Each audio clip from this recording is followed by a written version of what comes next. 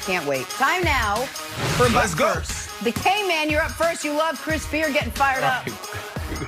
Oh, he got thrown out. And this is the classic part. He sits on the ground, and he's claiming that a West Virginia player called a timeout, which he didn't. So that's why he gets thrown out. But here's the thing. And I said this earlier when college basketball made this a rule, and then the NBA followed suit. The refs are like, you know what? I'm not going to get berated by a guy wearing a polo shirt. I'm just not. There is a ceiling to how mad you can get in a bathing suit. It's about right here. There's a ceiling to how mad you can get in a polo shirt. It's about right there. You want to scream at me in a suit? The bank manager comes out and yells at me for doing something? Well, all right, bank manager, you got me. You want to wear a tuxedo and yell at me like Frank Sinatra? Okay, I'm sorry, sir. But if you're going to try to dress me down in a polo shirt, out of the game. See you later, Chris Beard. You want to wear a suit? I would have kept you in the game. Polo shirt? Gone. That's great. Hey, guys, I went back to watch highlights of the Super Bowl because I wanted to see how much of the game, the loss, could you actually pin on Mahomes. And what I saw from watching this actual game footage is that it's not much, is that Mahomes really only had like 0.0000001 seconds to get the ball out. Other things I noticed, not as many fans as I thought when I watched. I didn't like how professional the uniforms were that they were wearing. But a lot of this you can't really put on Mahomes. So, Nick, I got to give you credit. Balls being dropped left and right. And watching this real, actual game footage, not on Mahomes. I would not put this loss on Patrick Mahomes, buddy. Not his fault. Not his fault. Appreciate that, Jenna. All right, one in-house note quickly for my butt first. Some folks have asked and wondered why I'm in for Colin this week. Colin, you can go to his Instagram. He explained it firsthand yesterday. My dear friend, someone that I love with all my heart, and I know all of us care for Colin, but I have a special relationship with him. He has helped me in ways the audience will never know. Was hospitalized this weekend. Now, he's going to be okay. He's already out of the hospital, but Sunday was terrifying for, I think, all involved. And so that's why Colin is not hosting his show on a week where he desperately wants to host his show.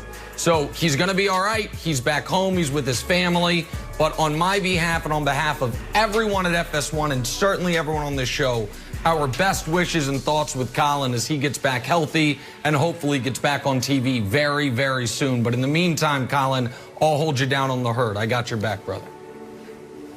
Yep, absolutely everything that Nick said there. And Colin left a nice message to his fans and everyone on Instagram, Twitter. Definitely check that out. All right, we'll take a turn. Talk some Philadelphia Eagles now. Man, things are getting nutty down there in Philly. First, you get rid of your coach because you're keeping your quarterback. Then you say, forget it, we're getting rid of the quarterback too.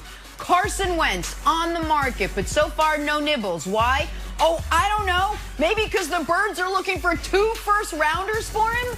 Nick, you say it's preposterous. Are the Eagles crazy to think Wentz is worth 2 first-round picks? To quote a wise broadcaster, or misquote, the unmitigated gall it takes to demand 2 first-round picks for a guy who last year was the worst quarterback in the NFL is beyond me. Now, I've said for months, even when many former GMs were out there saying there's no way they trade him, they don't take on the cap hit of trading him, that they could and they would, and it made sense to trade him, particularly early this offseason before mid-March when a roster bonus kicks in on the 3rd day of the league year. Brandon, I still believe they are going to trade him. But the discussion from 2 months ago was, are they going to have to attach a pick of their own, Brock Osweiler style, to get off the contract?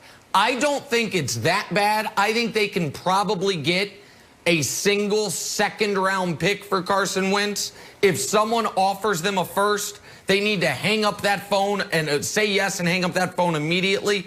But the idea that they are getting what you got for Jalen Ramsey for Carson Wentz is lunacy and will never, ever happen. All right, so look, you quoted one of your guys. What do you say? The unmitigated gall. Let me quote one of my favorite guys on television. What the hell hell we doing, bro? I think that's you, Nick. Isn't that your thing? What are we doing here? Are we serious right now? You're asking for 2 first-round picks? Like, if it was 2 years ago, I think you can demand that and potentially more. But when you think about the reports that came out this year and the reports that came out, last year, a little bit over a year ago, then you really have to question if this is the right guy. Now, on the field, people are like, well, Brandon, he threw so many picks. He doesn't seem like he has any poise in the pocket. Those are things that people think they can fix, because when you turn on the film from college, when you turn on the film from year 1, year 2, you're like, yo, this dude can do it. That offensive line was banged up. They had no wide receivers. So on the field, people feel like they can help this guy, Wilds. But off the field is the biggest concern. When you go back, and I lean into that report from the Philly Voice again, they talk about uncompromising, selfish, and then also, what is the thing? Playing favorites. That's a big deal. I talked to 2 people in the organization that was there back in 2018, 2019, and they said this is absolutely true. We witnessed this year that talent only takes you so far. Tom Brady led his team to Super Bowl 55 off of leadership. Leadership is everything. I was a guy, Wilds, at the beginning of my career, the first 4 years, I didn't understand that dynamic in the locker room and how important it was. And then once I realized that it was the most important thing out there, then that's when I start leaning into it and start understanding that that's where people win, and that's how you separate yourselves from the good to the great. And if Carson Wentz is a guy that can't come in the locker room and bring people together and galvanize his troops, then he's not worth the 1. He's not 2 picks. He's not even worth 1. What the hell are we doing here?